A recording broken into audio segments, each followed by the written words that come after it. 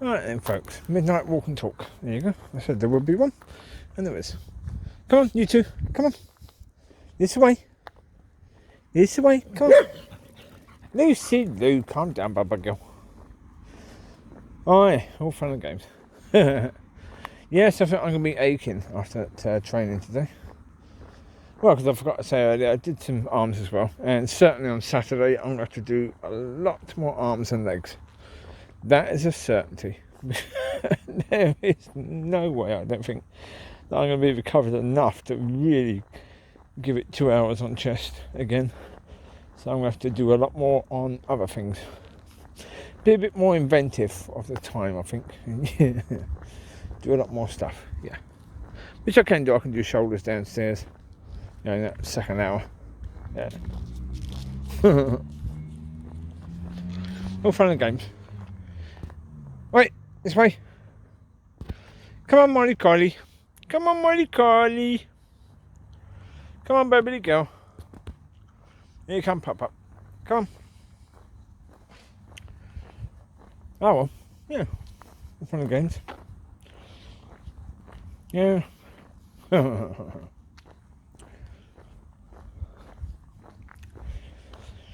well. It's not a bad night either. It's not that cold tonight. It's not windy. Not that hot either. It's just about perfect actually tonight.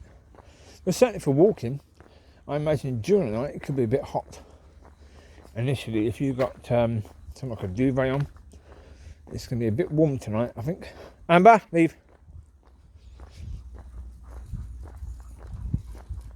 Hi. Yeah, in the end that'll probably be the case because it is warm. It is quite warm tonight, so yes. All fun and games with that. Yeah. I'm going to try and have less hand movements in this video because I do tend to, when I'm talking about something I'm passionate about, move my arms around a lot. And you can see it in the video. So, hand in pockets. Or one hand in pocket on this one. And yeah. To do that and see if that is better. So yeah. Oh, Mollie got a sticky. Hello, Mollie. Mollie found a sticky. Oh, she's a happy girl now, isn't she? Eh? Oh, I took him out earlier for a good whack of the ball as well. So, well, Lucy has a tennis ball, and the rest have this rubber ball. Lucy, come. Lucy. Mollie. Mollie's peeing. Come on, Mollie. Mollie. You're not deaf, are you? Stupid at times, but definitely not deaf. Pay attention, idiot. Instead of eating rubbish. Come on. Can I do keep an eye on Amber if I've got to keep an eye on you? Eh? Dozy. Amber? Wait. Wait, my girl. Be a good girl and wait. So anyway, last night I was talking about the church. Yeah, I was talking about the fact that we need to get rid of anything that's in the way of God coming into the church, get rid of it. Basically, that's the thing. Anything that's in the way. That means the whole service. It means change the worship. If necessary, change the worship leaders. I mean, I'm fully in favour. I was saying, until the worship leaders have a clue what they're doing, put a CD on. Yeah, put a CD on of worship. Go with that. At least it's done in a professional manner, and it would have been done with professional instruments, professional, singers who would have just kept to the way the song's supposed to be. And so there you go. Do that. Yeah, once people are trained by God, then have them. Amber, stop eating rubbish. Amber, if you keep doing that, I'll leave you in the car when we get back to the car before the second walk around, okay? I'm not having you eating rubbish again, Amber. Okay? You've got to feed your babies. If you get sick or worse, what happens to your babies, eh? Dozy dog. The baby's only a week old, so Oh dear. But I say she has a habit of eating absolutely anything she can possibly eat. So she's got to learn not to. Amber, behave. So yeah, in the end, just I say, I mean, we have to accept the fact that yeah, God has been absent, but God has been absent because He's had no one to work through. Really, that's reality. The people who are supposed to be representing Him have done a really poor job. I was going to say poor job, but P in PISS. Because in reality, that is the situation. I mean, if swearing would help people to take notice, I would swear. And I wouldn't stop swearing until something was done. If that was going to help. I don't think it'd help. I'm not sure what would help, but I don't think that would help. So,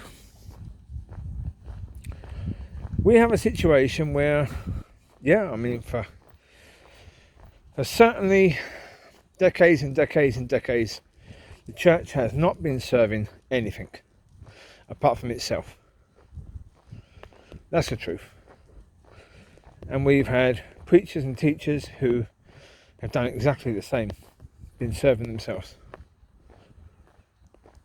Not necessarily intentionally. Not necessarily intentionally. That is true. Well, because I don't think these people set out to do that. Not most of them. Some, yes. Not most. I think most set out with the right intention. Video just turned off again. That stupid thing. I don't know why it keeps on doing it. Well, with this camera, this is a newer camera. I say newer.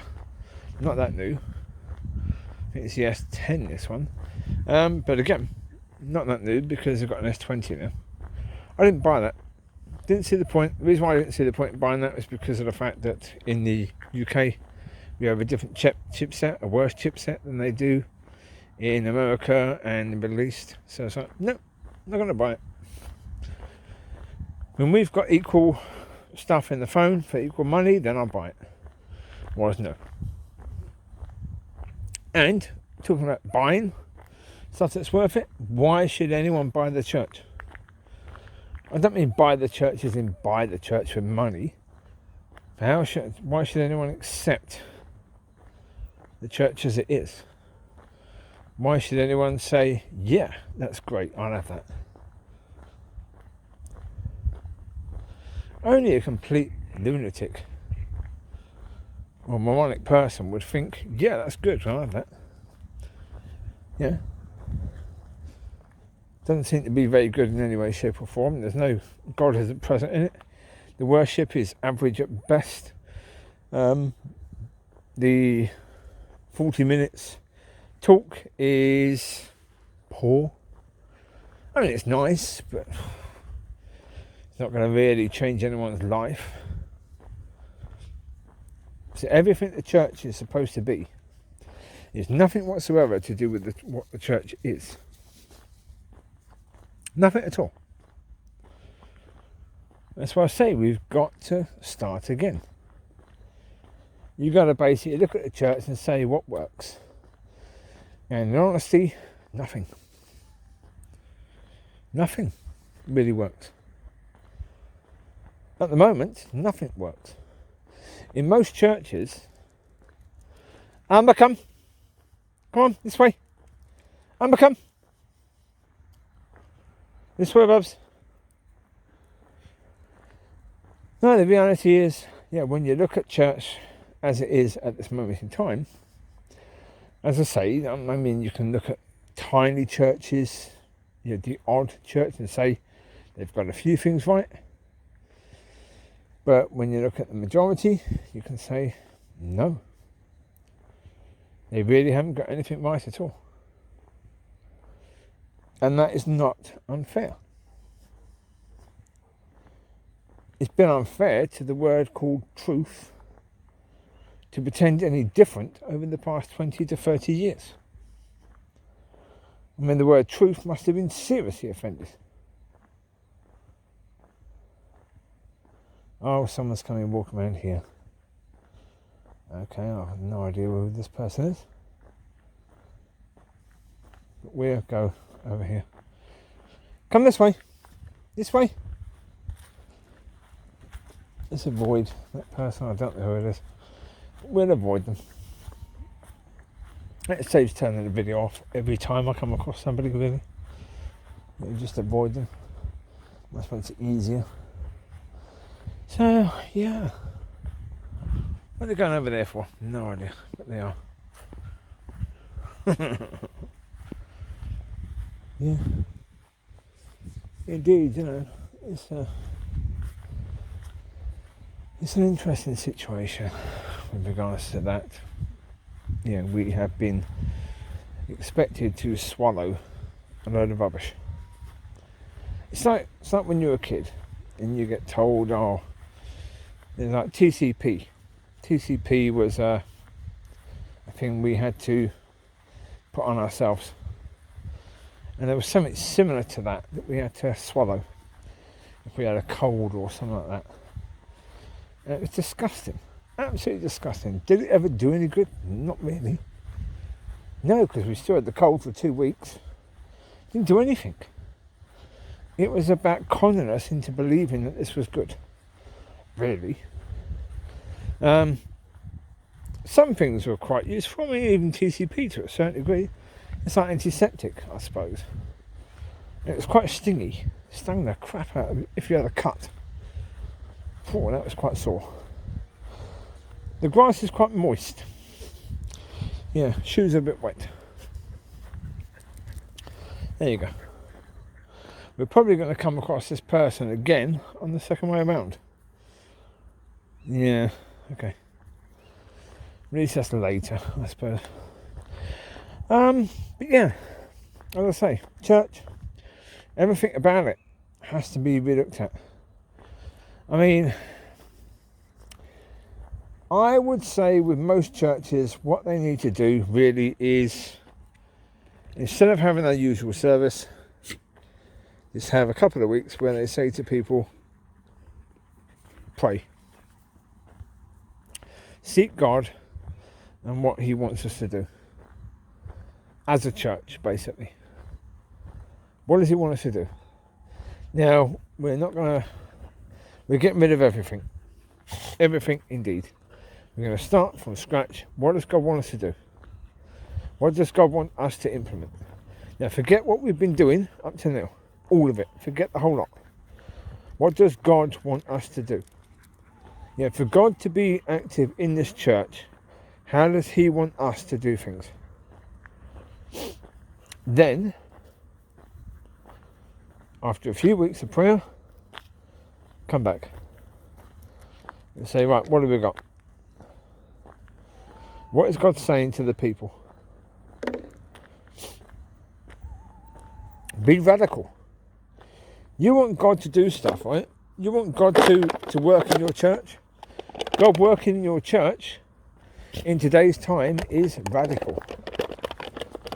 So if you want radical, you've got to be radical. You're going to do something radical in your church. You're going to change things. Come on, Mollie.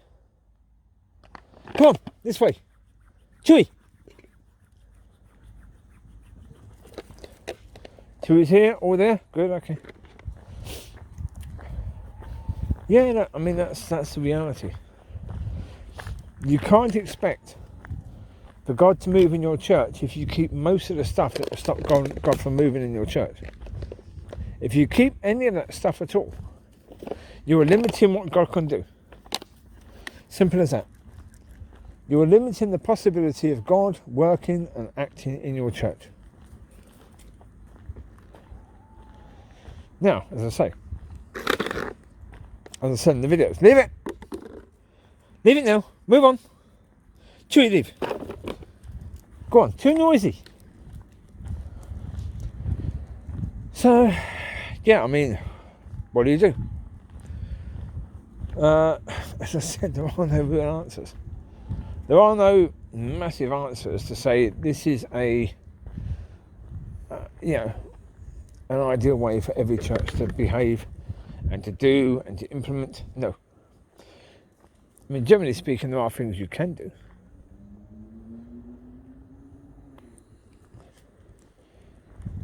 Having the right prayer team. Focusing on your prayer team, getting some prayer warriors to come in, people that can hear from God. They're the first things. Because then, you're going to have people from your church. If you have that few weeks where people pray and they come back, they're going to come back with all sorts of suggestions. You need people to put those suggestions to, where they can search God on that and search God as to which suggestions He wants to take up. Because that's the thing, He will. There'll be certain things that He wants to take up, and let Him take them up. Let those things be done. But that's where you need your prayer team, your prayer warriors, the people who have the ability to hear what God is saying. Riley, come here now. What are you doing? Get here. Oh, jeez. Is that a man with a dog or just someone walking? I have no idea. Let's take him a bit more over here, even where this car is.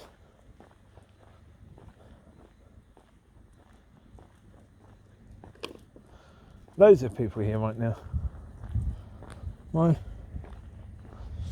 This one, Amber. Come, babes. As I say, I don't know. I mean, that is something you can do. More than that, well, again, depends really on your church and what your church needs. Doesn't it, really? But 1 second, you've got people shouting there.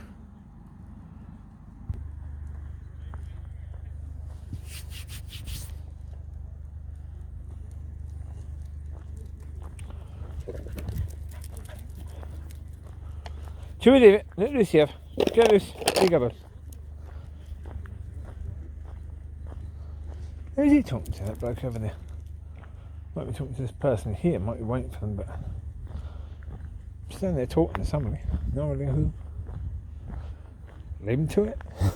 Yeah. I let people do what they want to do. That's cool. Amber, come here. Come on. We're going around the park again. It's our midnight walk. There's another, at least 3 people over there. Okay. Amber, stay with Dad. Yeah. Well, as I say, there is no pattern that fits every church, because that's part of the mistake that people have made in the past. Having a pattern. Because that really is what the Baptist church is, that's what the Methodist church is, that's what the United Reformed church is. It's a pattern. This is the way we are going to do things as a church. But who gave that pattern? God or man? Well, you'll know by, does God work in that church? In a massive way. Not in a tiny, tiny, tiny, tiny ways.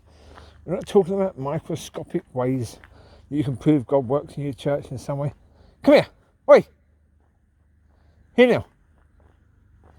Get here. Because, if you look close enough, you'll see incidences over the lifetime of a church where God has worked in some way or another. Right? Of course you will. Does God work on a daily or weekly basis in your church? Are there miracles? Are there people being delivered? Are there people being set free? Are there people being healed?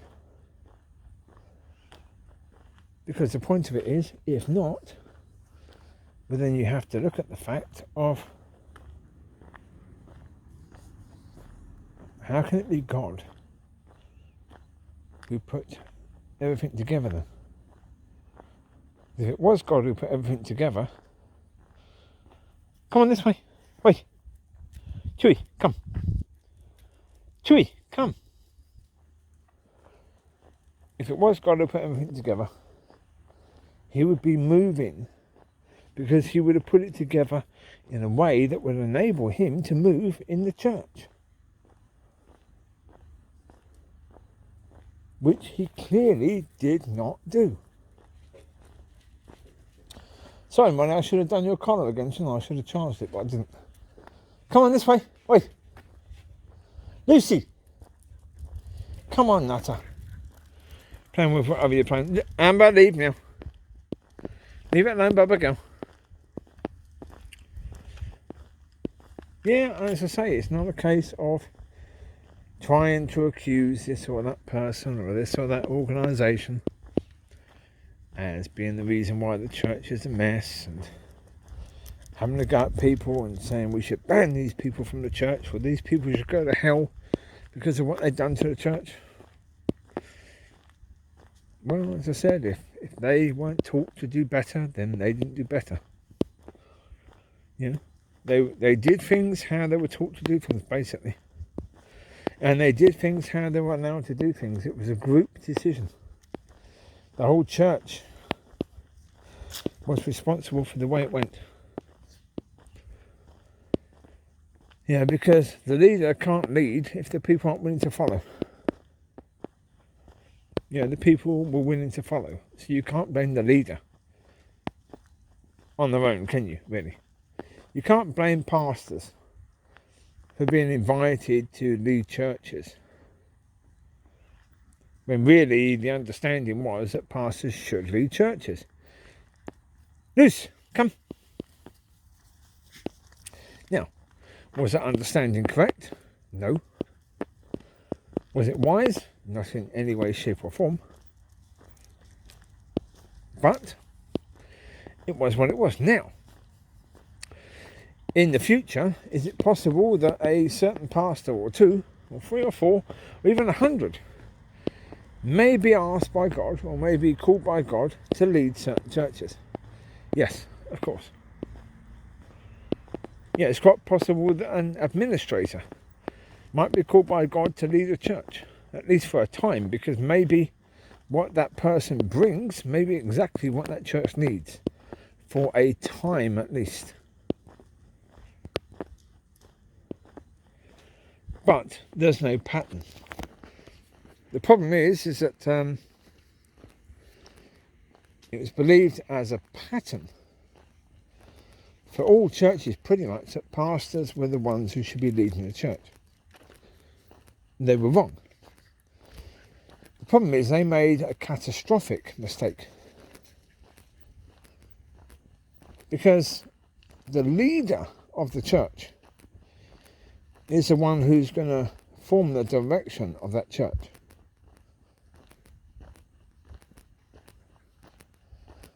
And the churches have been taken away from God, taken away from where God wanted the church to be, because of that catastrophic mistake in seeing that pastors were the ones who should be leading the church.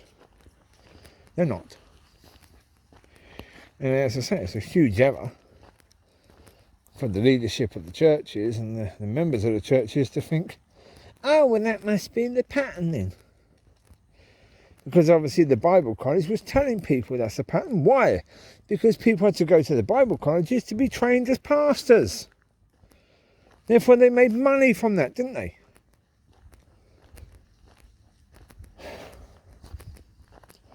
Utterly stupid. I mean, that's the truth of the matter. The decision making in the past for the church has been utterly stupid, to say the least, and it's been costly. There have been people who may have just scraped into heaven. And their story is, when people ask them, what did you do? We sat in church. Yeah, but what did you do with what God gave you? Nothing. Why did you do nothing? Well, because the church wasn't really teaching us to do anything. We didn't really want to go against them because, you know, we wanted to be liked. We wanted to be accepted in the area. in a church, you know. So they're in heaven, talking to people like Matthew, Mark, Luke, John, Paul, Abraham, Isaiah, Ezekiel. These people that have incredible stories. And these people are wondering, how on earth did you get in here? By the skin of your flipping teeth.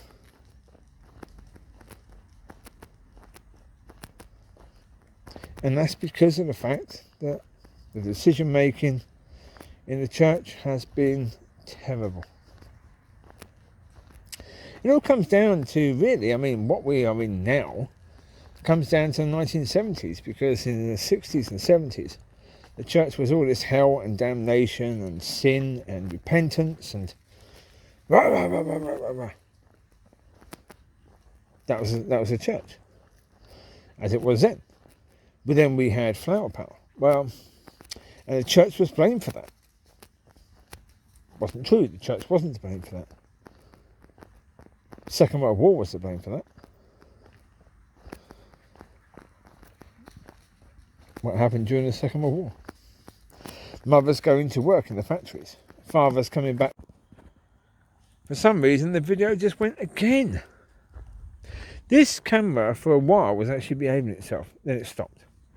Anyway, I will continue. Yes. So, Second World War.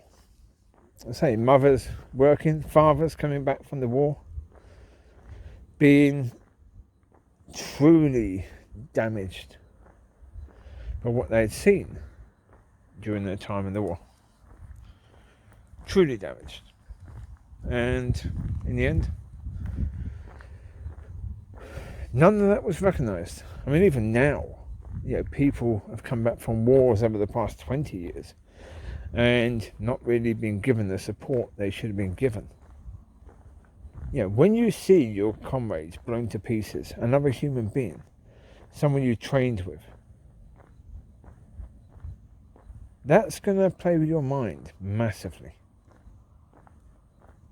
Yeah, if you're expected to go back to normal life, be a husband, a father, go and do a 9 to 5 job after witnessing that, you know, somebody being blown apart by a road bomb, well, all you're doing is you're just going around the area trying to protect the local people. Yeah, that's all you're doing. Or you're doing that, you're on your route around the area, trying to be friendly to people, and then a kid who's been trained barely by the militia in the area has been given a rifle and told to shoot,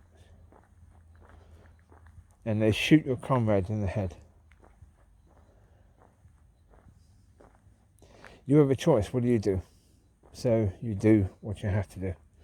You have to kill that child. How is that going to feel? 1 second. No cans. Leave it now. Leave it, Lucy. Leave. Walk away. Not good for your gums, is it, cans? So no. You know the rules.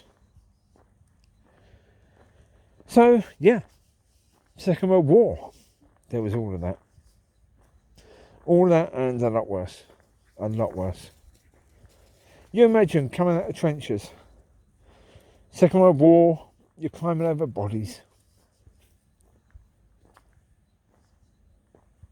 You're running over human bodies as if they're just part of the mud.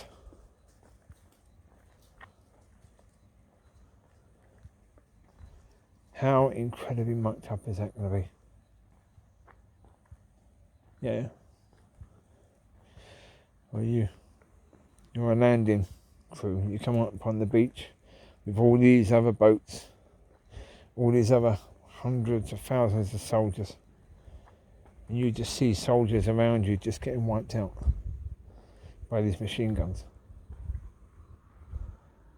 and you know that you could be the next one. But you manage, you get there, you get to safety. And you look back and there's all these bodies on the beach. How are you supposed to cope with that?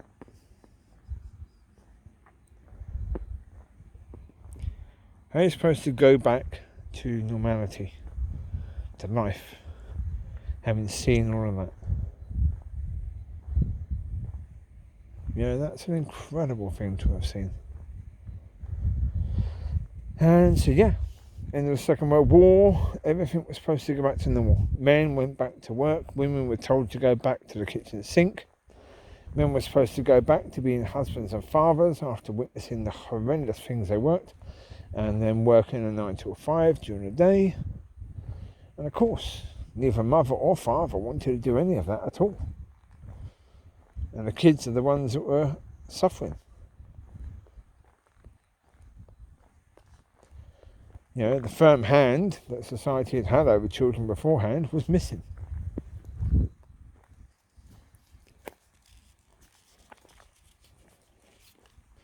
Children went a little bit different. Amber, leave. Leave Bubba girl. And these children ended up being the parents of the children of the 1960s and 70s. The ones that would end up being the adults that would walk away from the church. So, yes, going back to the church. So the church then decided, around about the 60s and 70s, to get rid of all of that way of doing things. All of that way of sin and hell and damnation and repentance. So, of course, the church doesn't talk about repentance anymore. Doesn't talk about sin. Doesn't talk about hell. Doesn't talk about the day of judgment. Doesn't talk about any of that at all. Of course it should. It's all part of the gospel. It's all part of the truth, isn't it? God is going to judge people. We know that. We know we have to repent. We know we have to repent because of sin.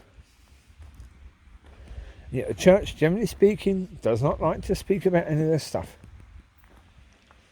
No, not publicly, at least. No. I can't do that publicly. Not anymore.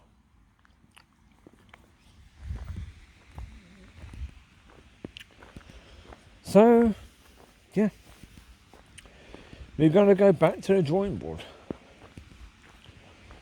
And we've just got to acknowledge that, we've made some rather stupid decisions in the past.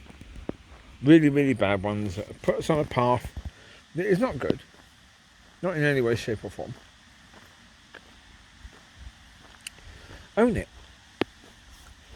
Own your mistakes. Own the things you've done that were bad. Because once you own it, you can learn from it. You can put it as part of your history. And you can try not to repeat it. Problem at the moment,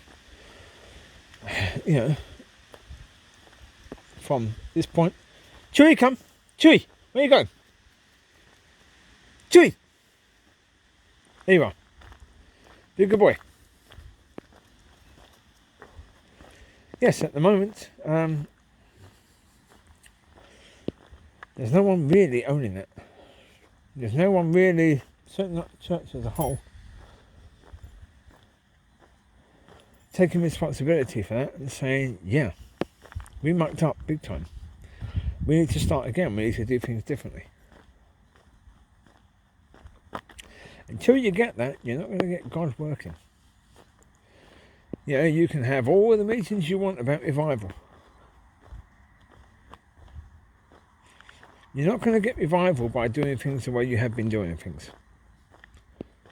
You want revival, you've got to change the way you're doing things.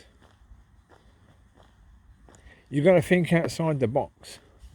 Basically you've got to take the box that is church, you've got to throw it in the bin, start again. It's like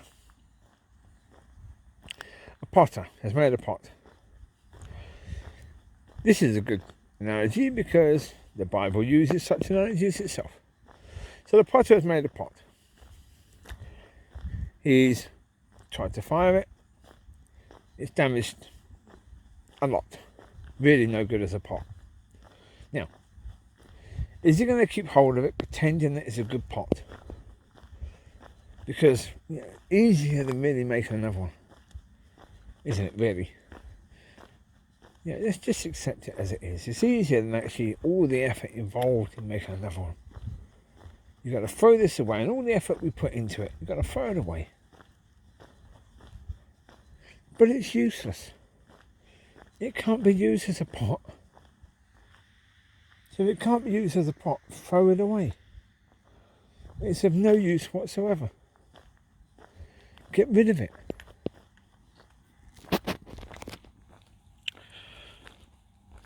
That's a church. Really. It's a broken pot that was damaged in firing. The basic structure is weak. It's poor. It doesn't hold up to do the job that it's supposed to be doing. It doesn't do the job it's supposed to be doing in any way, shape or form. So let's keep hold of it, shall we? Let's keep doing the things we've been doing, the way we've been doing things. And let's see if something changes. Because of course, that is stupidity, isn't it, really? That is lunacy. That is actually lunacy. You keep doing things the way you've been doing things and you expect something to change.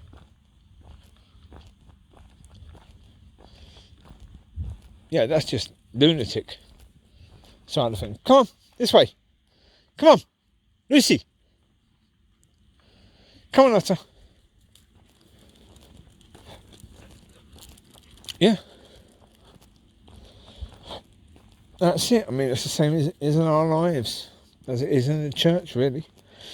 If you want change to happen, you've got to do things differently. It's the only way. You're going to make changes to get changes. Now, God working in the church, would be a change. You won't get that change without making changes. Now, of course, as I said earlier, the changes, well, that's going to be guided by God. Simple, really, because, as I said in previous videos, and it's not going to change. Right, for example, this town here has certain people in it. Now, if you take an area in this town, the area in this town that has a church, there's a certain people around the area. Now, it might be a council estate, it might be a more wealthy area, so therefore it might be, the people that believe that they're upper middle class, even though there's no such thing as middle class. It doesn't exist. But they believe they are, and they act like they are. But of course, they have a different way of seeing things, so therefore it's a different challenge dealing with them than it is dealing with people who are maybe mainly unemployed, or young workers, or maybe old people. So if your church is predominantly older people, then what you need in that church is going to be very different to if your church is predominantly younger people. If the area is predominantly younger people or older people or working people or unemployed people, it all makes a difference to what sort of church you need. As I say, only God knows that. God knows exactly what church is needed in certain areas, how that church should be.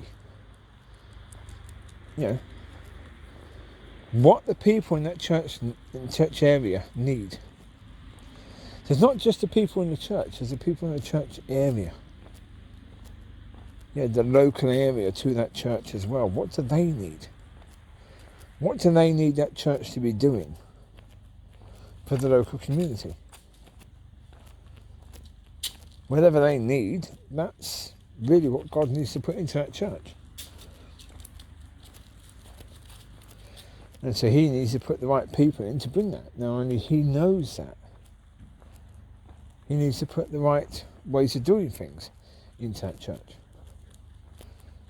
Because, for what is needed.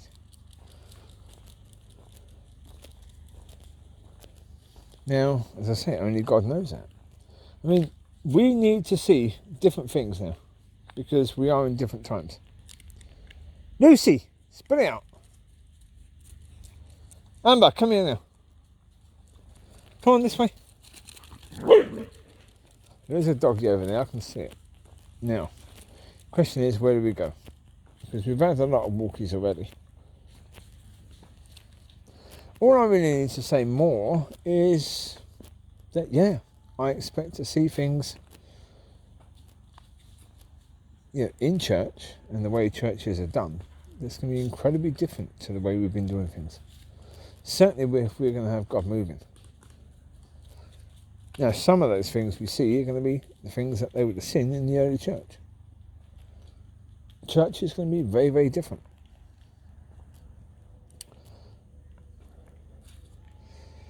But how it's going to be, I don't know. No idea. So it depends on what area you go to. It depends on, what is needed in that area. So, come here, Liz. Liz, come. So, we'll see. Time will tell. Time will tell, depending upon the area you're in and what's needed in the area and whether people are now got to move and got to do things. But certainly is a case where there's a lot of work to do. As I've said in other videos, there's a lot of work to do. Amber, walk away now. Yeah. I don't know. I mean, I think it's likely.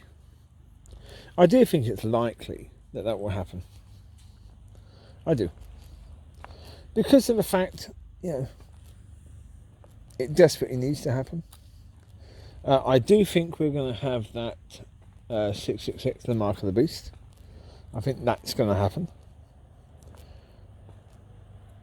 Now, if that's going to happen, then we need around about that time, before probably, a big move of God. We'll start bringing us into what we need to be into to be able to cope with that. Because, church as it is would not cope with that in any way, shape or form. Come on this way.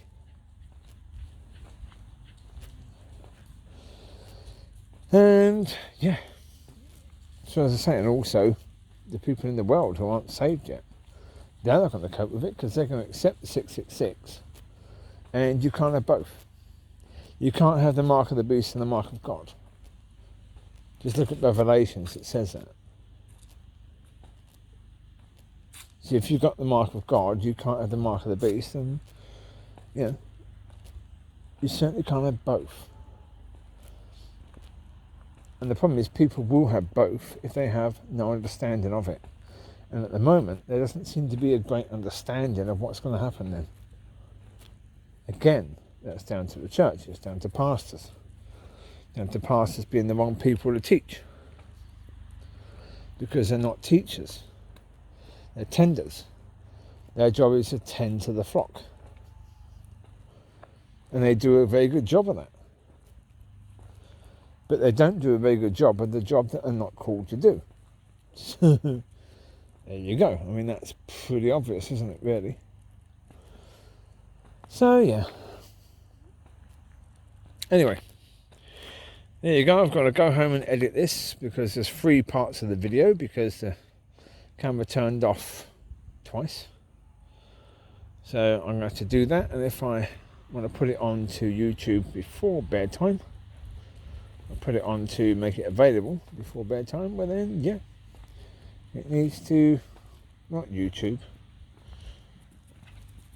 you know what I mean, make it available for people to watch. So, yeah. You take care. God bless. And I will speak to you soon. Bye-bye.